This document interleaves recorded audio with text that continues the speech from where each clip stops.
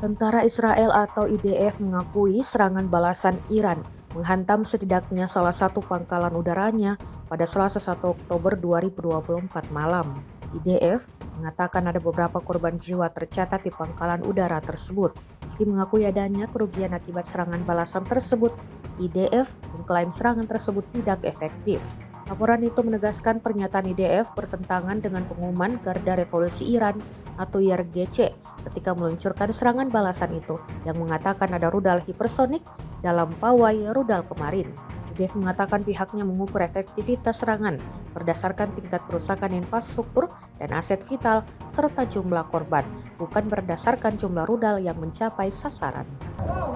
נפילות אחי, נפילות של החיים בנבטים. נפילות בנבטים אחי. נפילות קשות בנבטים, שומע? וואו, וואו, וואו, וואו. וואו! הכל נופל לנבטים, אני אומר לך מתקפה אחת החזקות. אימא'לה, אימא'לה, אימא'לה, זהו, למקלט. אימא'לה, מה זה?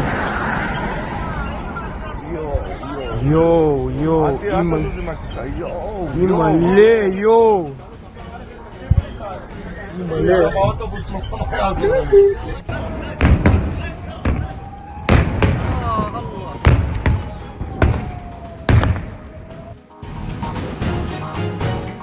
Download Tribun X sekarang, menghadirkan lokal menjadi Indonesia.